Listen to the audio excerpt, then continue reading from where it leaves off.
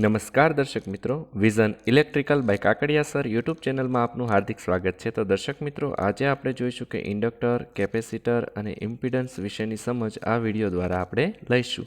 તદુપરાંત series resonance કોને કહેવાય, પેરેલલ રેઝોનન્સ કોને કહેવાય, તો એસી ફંડામેન્ટલની સંપૂર્ણ સમજ આપણે આ વિડીયો દ્વારા જોઈશું. તો દર્શક મિત્રો, હવે ઇન્ડક્ટરની વાત કરીએ તો આ જે આકૃતિમાં આપણે જે જોઈ શકીએ છીએ તે બધા અલગ અલગ પ્રકારના ઇન્ડક્ટર છે. તો એસી સર્કિટમાં કોઈ કોઇલને જોડતા તેમાં સેલ કે મ્યુચ્યુઅલ ઇન્ડક્ટન્સ ઉત્પન્ન થવાના ગુણને શું કહેતા હોઈએ છીએ? આપણે ઇન્ડક્ટન્સ કહેતા હોઈએ છીએ. હવે ઇન્ડક્ટન્સ જે છે તેનો એકમ શું હોય છે? હેનરી હોય છે. એલ વડે તેને દર્શાવવામાં આવે છે અને તેનો એકમ હોય છે હેનરી. હવે ઇન્ડક્ટરને આપણે જો ડીસી સપ્લાય આપીએ તો તે શોર્ટ સર્કિટ થાય છે અને સાદા તાર તરીકે રીતે કામ કરતું હોય છે, એટલે કે ડીસી સપ્લાય ઉપર તે કામ કરતું નથી. ઇન્ડક્ટન્સના ગુણને કારણે કરંટના વહનમાં થતા અવરોધને ઇન્ડક્ટિવ રિએક્ટન્સ કહે છે. તેને આપણે એક્સએલ વડે દર્શાવતા હોઈએ છીએ અને તેનો એકમ શું હોય છે? ઓહમ હોય છે. હવે એક્સએલ બરાબર શું ફોર્મ્યુલા છે? 2πfL, જ્યાં એફ શું દર્શાવે છે? ફ્રીક્વન્સી, અને એલ શું દર્શાવે છે? ઇન્ડક્ટન્સ દર્શાવતો હોય છે. તો દર્શક મિત્રો, સર્કિટમાં માત્ર ઇન્ડક્ટિવ લોડ હોય તો તેને શુદ્ધ ઇન્ડક્ટિવ સર્કિટ કહેવામાં આવે છે. દાખલા તરીકે ટ્રાન્સફોર્મર છે, ચોક છે, કોઇલ છે, આ બધા શુદ્ધ ઇન્ડક્ટિવ લોડવાળી વસ્તુ થઈ ગઈ. તદુપરાંત આપણે જોઈએ કે P બરાબર શું ફોર્મ્યુલા છે? VI cos 5. આ પાવર ફેક્ટરનું ફોર્મ્યુલા છે. જ્યાં શું હોય છે તો કે cos 5 જો આની અંદર શૂન્ય હોય, શુદ્ધ ઇન્ડક્ટિવ લોડની અંદર પાવર ફેક્ટર હંમેશા શું હોય છે? શૂન્ય હોય છે. તો કે આની અંદર પાવર કેટલો થતો હોય છે? શૂન્ય થતો હોય છે. શુદ્ધ ઇન્ડક્ટિવ સર્કિટનો પાવર ફેક્ટર કેવો હોય છે? શૂન્ય હોય છે. તેથી એક્ટિવ પાવર કે પાવર લોસ પણ કેવા હોય છે? શૂન્ય થતા હોય છે. શુદ્ધ ઇન્ડક્ટિવ સર્કિટનો અવરોધ પણ કેવો હોય છે? શૂન્ય હોય છે.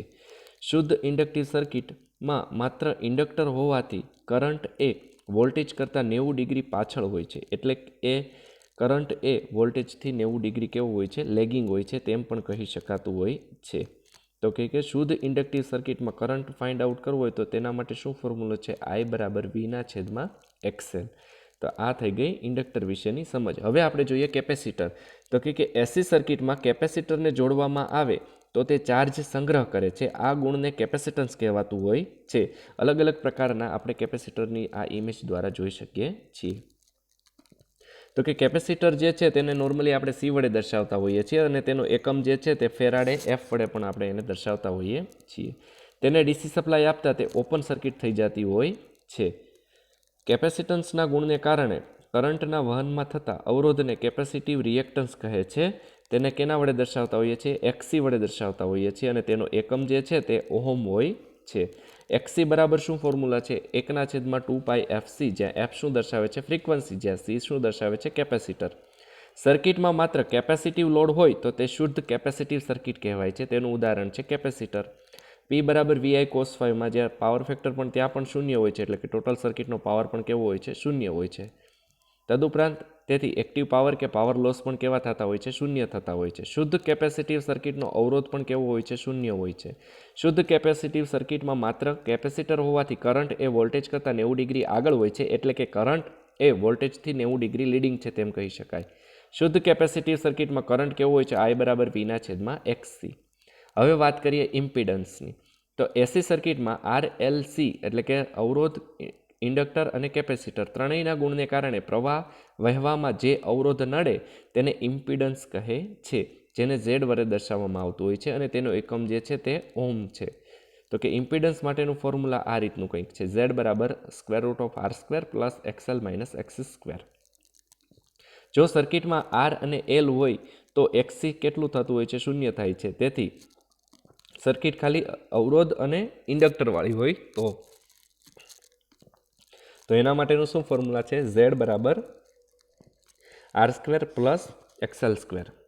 ત્યાર પછી જો સર્કિટમાં R અને C હોય તો XL બરાબર શૂન્ય થાય છે. તેથી Z બરાબર R² પ્લસ XC².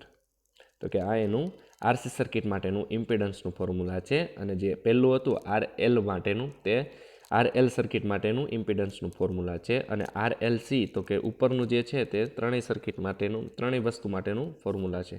RLC ત્રણેય માટેનું. જો સર્કિટમાં ફક્ત R જ હોય તો XL બરાબર પણ શૂન્ય થાય અને XC બરાબર પણ શૂન્ય થાય. તેથી ઇમ્પિડન્સ Z બરાબર શું થશે? ખાલી R થશે.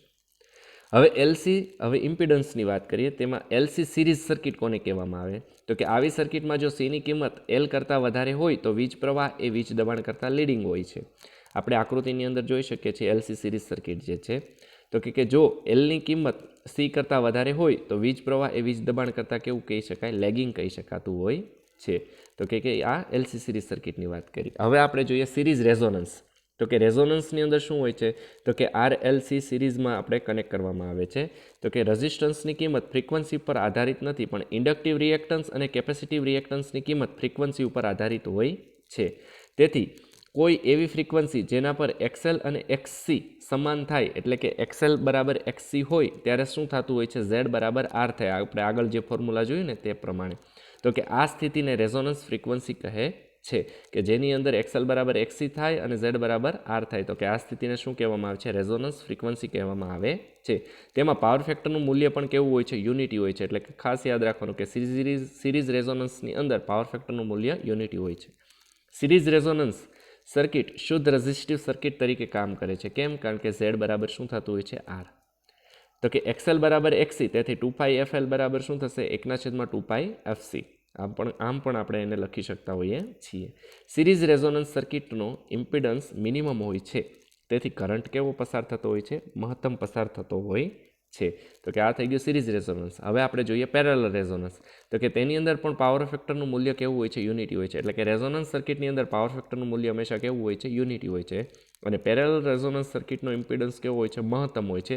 તેથી કરંટ કેવો પસાર થાય છે? ઓછો પસાર થતો હોય છે, જે સિરીઝ કરતાં ઉલટું. અને પેરેલલ રેઝોનન્સની આપણે ફિગર જે છે તે આકૃતિ આ પ્રમાણેની હોય છે. તો દર્શક મિત્રો, આપને અમારો આ વિડીયો પસંદ આવે તો અમારી આ ચેનલને લાઇક, સબસ્ક્રાઇબ અને શેર કરવા વિનંતી. ધન્યવાદ. આભાર.